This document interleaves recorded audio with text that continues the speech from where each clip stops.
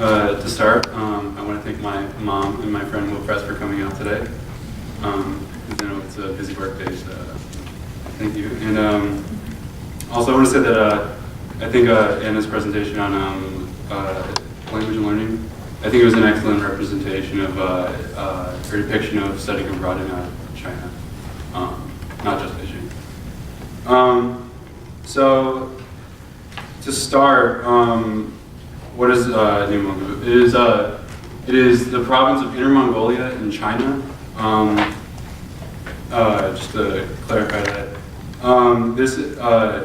this presentation is about true and unforeseen magnanimity, and all of it happened over a weekend. So it was like, on Monday morning, you're hopping off the night train at 7:30, you're running to class through tons of people.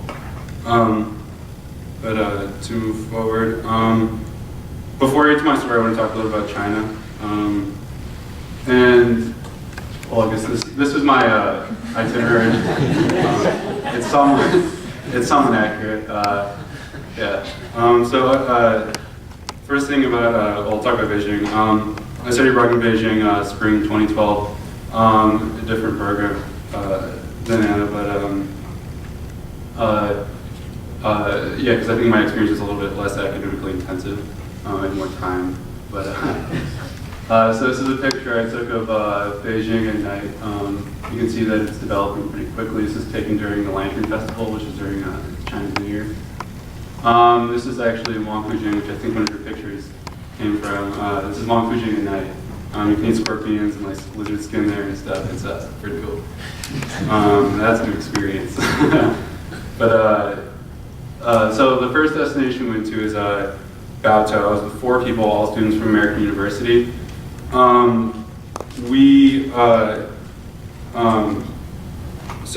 Baotou, why it's very important is that it is a good representation of what's going on in China right now.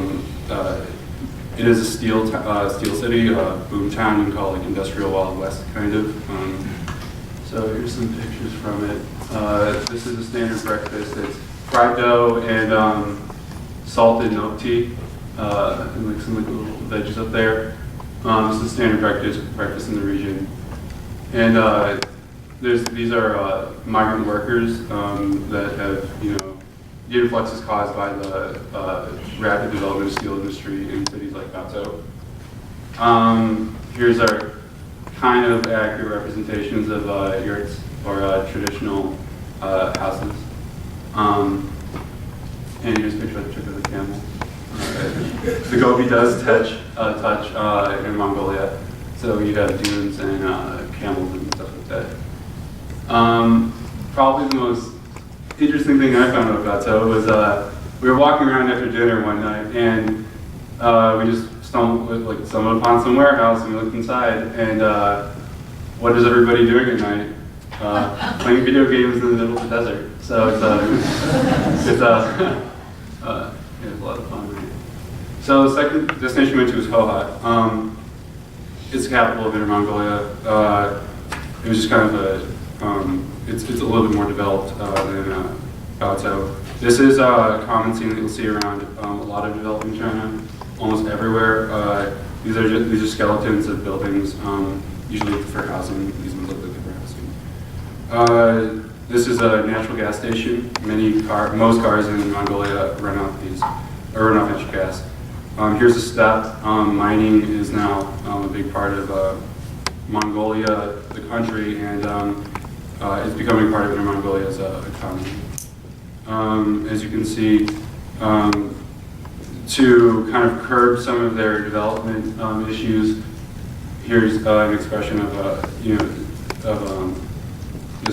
their attempts to kind of curb some of that damage to the environment. So to get into my story, this is it's the border city of Erenhot. So why were we in Erenhot? It was our at this point our group had broken down to me and two people. One of the girl in my group, she needed to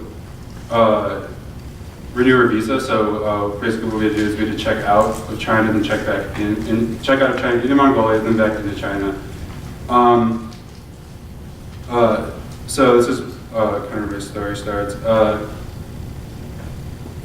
Our bus back to Hohhot, which would be the train back to Beijing, it left at 6 p.m.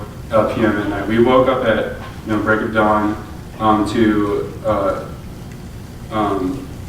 get to the border. We thought we were going to have like hours to do this, but to like make this all happen.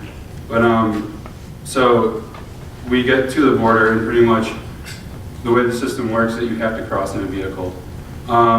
And what are these vehicles? They're old Soviet Jeeps, and you hire them, and they're literally packed, like every single inch, like is packed with people or goods. Each and every one of us had 3 people sitting on our lap, so it's like a pretty crowded situation. So I think the easiest way to describe the way this process works is there's checkpoint 1, which is at the southern part. There's checkpoint 2 and checkpoint 3. This would be the customs building.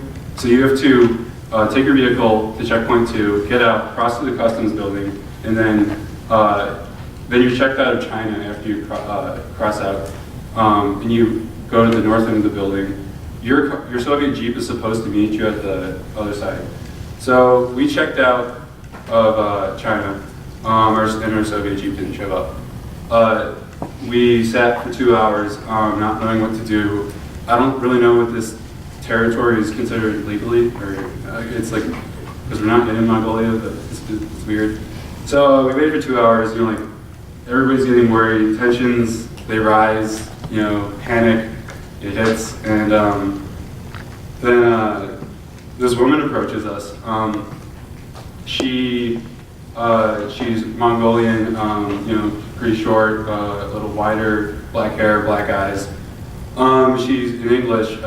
She says that she taught herself English and Chinese, and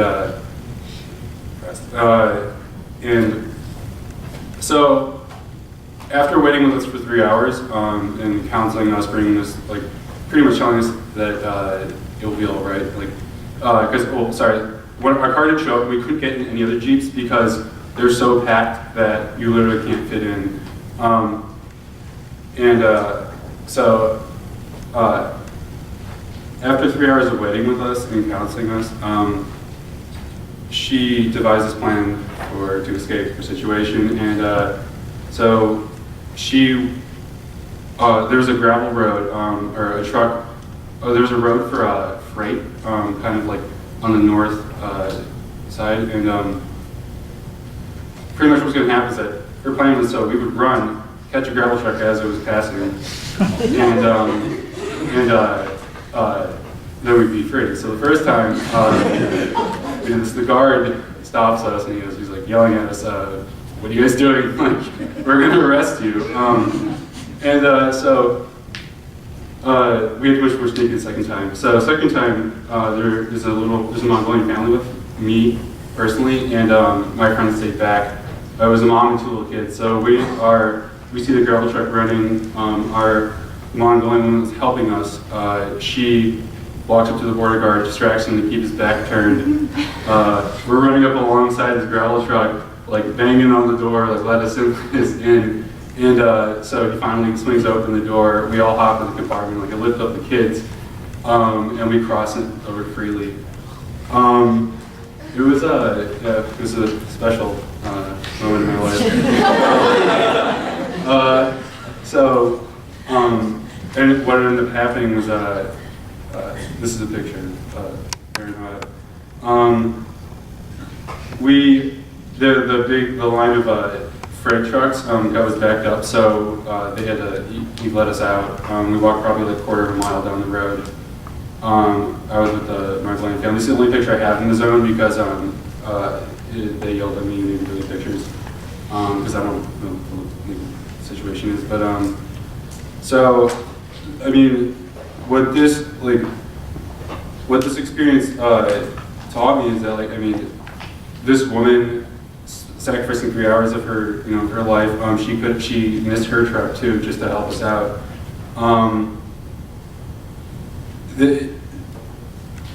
like this, her kindness, like I entered China with this kind of like cynical view of humanity.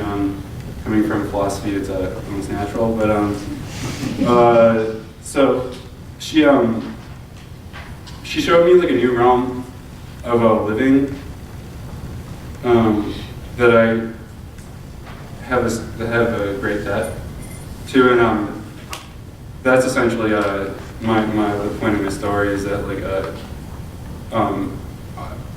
she opened up a new realm of living to me that I feel like that I must repay.